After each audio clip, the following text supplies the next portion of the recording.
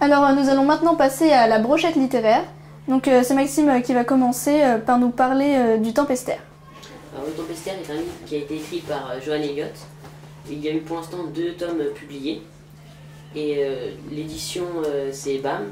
Et que se passe-t-il dans le premier tome? Alors, dans le premier tome, c'est l'histoire de Jed, qui a été recueilli par le maître innocent, Addis, qui se trouve dans le quartier vieux. Alors Addis, son métier c'est de récupérer les enfants et les entraîner à maîtriser leurs talents et les entraîner à voler de l'argent. Donc vers la fin, dans le premier tome, il y a Jed qui s'enfuit, qui revient, puis un jour, un soir, il y a un incendie dans la maison du maître des innocents. Alors tout le monde se réfugie dans le jardin, et une mystérieuse dame apparaît dans la fin du jardin, et elle fait signe à Jed de venir. Et à la fin, ils partent tous les deux ensemble pour s'entraîner. Et dans le deuxième tome? Alors dans le deuxième tome, c'est plutôt différent, parce qu'on voit plusieurs personnages qui reviennent. Il y a des alliances qui se forment, et donc Aggis Jed part le plus loin possible de Aggis et des directeurs de la compagnie. Ils s'enfuient pour les archipels. Avec lui, à ses côtés, il y a un bon chasseur, car son talent c'est de maîtriser les balles qu'il tire. Ensuite, il y a avec lui la fille de la dame qui l'a recueilli, Naït, et pour finir, il y a Numo, le chien du guet qui travaillait pour les directeurs. Voilà.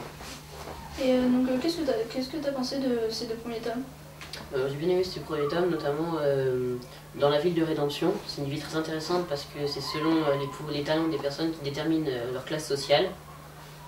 Après, un point que j'ai moins bien aimé, c'est les personnages parce que Jed il se laisse trop facilement influencer par ses sentiments, notamment par la mort d'un ami ou quand il est triste ou en colère. Après, ce que j'ai bien aimé aussi, c'est que l'auteur ne s'arrête pas que sur un seul genre littéraire, il y en a plusieurs.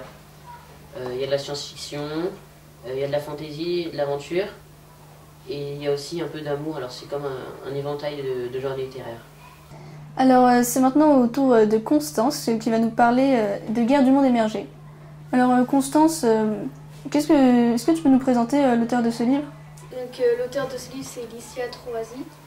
C'est une écrivaine italienne. Dès qu'elle a su lire, elle s'est passionnée pour l'écriture et la littérature. Et elle a écrit environ à l'âge de 8 ans un petit roman de 20 pages nommé Cindy et Mindy. Elle a publié aussi d'autres séries en Italie sur le monde émergé, Chronique du monde émergé, Légende du monde émergé, Les créatures du monde émergé et La fille dragon. Donc, après la célèbre trilogie Chronique du monde émergé, qui a eu vraiment un succès international, elle nous présente sa nouvelle série en France, Guerre du monde émergé. Pourquoi tu as décidé de nous parler du premier tome de Guerre du monde émergé dans notre rubrique brochette littéraire? Parce que comme je l'ai dit avant, c'est une série qui a vraiment eu un très gros succès, aussi bien en Italie que dans les autres pays. Donc il a vraiment été traduit à peu près dans toute l'Europe. Et là, dans la série d'avant, c'était l'histoire de Niall et Sénar. Donc ils sauvaient le monde émergé du tyran. Et donc là, l'histoire, elle se passe 40 ans plus tard, où c'est Doubé c'est un autre héros, Doubé, et donc ce n'est pas du tout les mêmes héros qu'avant. On les retrouve un petit peu, mais c'est tout quoi. Et donc qu'est-ce qui se passe dans ce livre? C'est l'histoire de Doubé, qui, son enfance elle a été gâchée par un meurtre accidentel. Et après avoir été bannie de son village natal, sa vie elle n'a plus aucun sens et tout n'est question que de survie. Tous les gens auxquels elle s'attache disparaissent, soit à cause de la guerre ou pire à cause d'elle. Jusqu'au jour où elle rencontre son maître qui lui apprend le métier de tueuse. Mais à cause de son passé, la secte des assassins la recherche car ils la considèrent comme une enfant de la mort. Lors d'une de ses missions, un jeune assassin lui plante une aiguille contenant une malédiction mortelle et vraiment horrible. Mais ils lui font du chantage et pour soigner sa malédiction, il faut qu'elle rejoigne les rangs de la secte des assassins parce qu'il n'y a que eux qui peuvent la soigner. Et qu'est-ce que tu as pensé de ce livre? J'ai trouvé que ce livre était vraiment passionnant, avec beaucoup d'action et de suspense. On rentre facilement dans l'histoire et il s'inspire également d'une grande réflexion sur la vie. Doubé et Niall, l'héroïne de Chroniques du monde émergé, se ressemblent beaucoup et ont de nombreux points communs, car elles portent toutes les deux un passé lourd.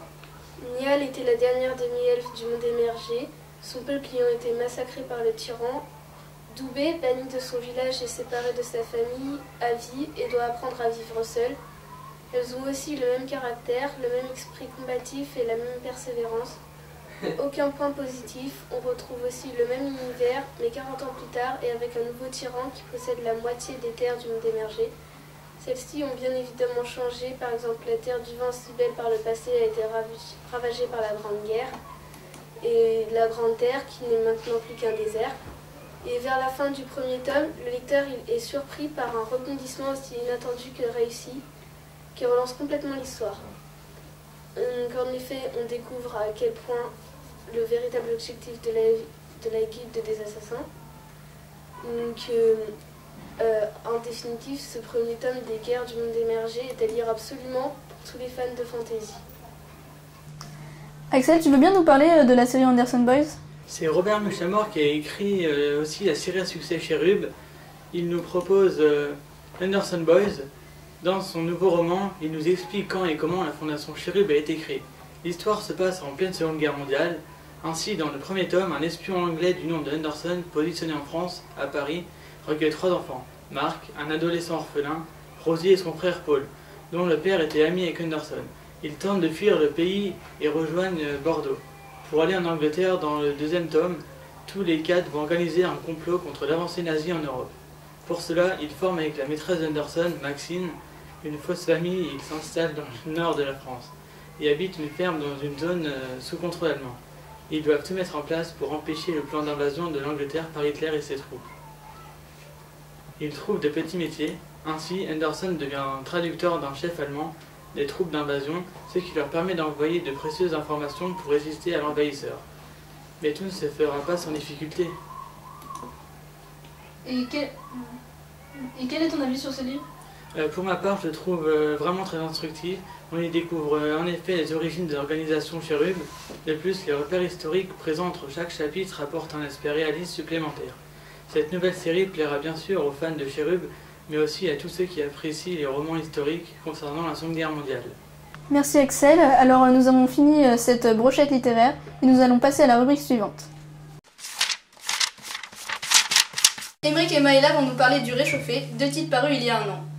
Émeric, est-ce que tu peux nous parler du livre que tu as choisi ? En effet, Élise, le premier tome d'Hunger Games, une trilogie écrite par Suzanne Collins, sortait il y a un an en octobre 2009. Cette série est vite devenue incontournable. Dans un futur proche, la population divisée en districts vit sous la cruelle domination du Capitole. Dans le district 12, c'est le jour de la grande moisson où une jeune fille de 12 ans est sélectionnée comme tribu pour les Hunger Games. Sa sœur Katniss prend sa place, consciente du danger de mort qu'elle encourait. En effet, dans cette émission de télé-réalité où il ne doit en rester qu'un, elle doit s'allier avec l'autre tribu du district 12, Pita, et jouer une comédie d'amour qui va à l'encontre des sentiments qu'elle éprouve pour Gal, son petit ami resté au district 12. Dans l'arène, tous deux comprennent qu'ils doivent s'entraider pour survivre face aux autres tribus et aux pièges du Capitole. Ils font tout pour recevoir l'affection des sponsors et ainsi gagner des points et recevoir des cadeaux qui pourront leur sauver la vie. Mais qui sera le dernier concurrent à ressortir, vivant de ces Hunger Games? Est-ce que tu as aimé ce livre? En effet, Âme sensible s'abstenir, Hunger Games est un livre qui développe un très bon scénario. En effet, l'histoire est construite autour d'une dictature. L'auteur en profite pour la dénoncer. Nous retrouvons l'idée du dominant et du dominé. Ici, le Capitole domine les 12 districts. Nous pouvons constater la cruauté que peut exercer un État dictatorial. De plus, les habitants des districts sont traités comme des bêtes. En effet, le Capitole, pour rappeler cette domination, tire au sort des habitants pour un jeu de télé-réalité, les Hunger Games. Cela consiste à s'entretuer entre tribus dans une arène pour le plaisir des spectateurs et l'horreur des proches. Cela implique de nombreuses scènes d'action et de fusion sang. C'est pour toutes ces raisons que j'ai bien aimé cette série et que je vous conseille de lire 2 premiers volumes. Et là, peux-tu nous parler d'Eon? Eon et le 12e dragon est un livre d'Alison Goodman, publié par Gallimard Jeunesse en octobre 2009. Eon, un candidat pour être œil du dragon rat, a un lourd secret qui pèse sur ses épaules. C'est une fille. Ayant un maître endetté et étant handicapée de la hanche, ses chances pour devenir œil du dragon rat sont alors quasi nulles. Mais lors de la cérémonie d'œil du dragon roi, elle se rend compte que tout était prévu d'avance et qu'un candidat a le soutien de Cyrilo, l'actuel œil du dragon roi. Elle découvre que ses maîtres d'armes vont se battre avec eux en utilisant des figures vues en cours. À la fin de la cérémonie, un événement inattendu se produit alors. Le dragon miroir, qui avait disparu depuis 500 ans, réapparaît subitement pour prendre Eon et Ona pour œil du dragon, à la grande surprise de tout le monde. Elle est donc accueillie au palais impérial par l'empereur en personne, car le manoir de l'œil du dragon miroir fut brûlé il y a déjà 300 ans de cela. Pour ne pas que son secret soit découvert, elle devra faire preuve de grande attention à ses faits et gestes, au regard mal intentionné de Cyrilo et de ses alliés. Ce roman est un très bon livre. On s'attache facilement à Eon et Ona, car c'est un personnage aussi fragile que courageux.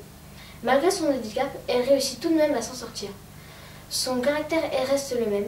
Ainsi, le retournement de situation qui l'a fait passer d'une simple servante miséreuse à l'un des personnages les plus importants de l'Empire ne transforme pas sa personnalité. Eon et le 12e dragon est un livre d'aventure aux rebondissements multiples. Assez difficile à lire, de par sa taille et de par la complexité de son univers, il sera plutôt réservé aux bons lecteurs, qui attendront avec impatience le 2e tome des aventures d'Eon, intitulé Eona. De très bonnes séries à lire ou à relire.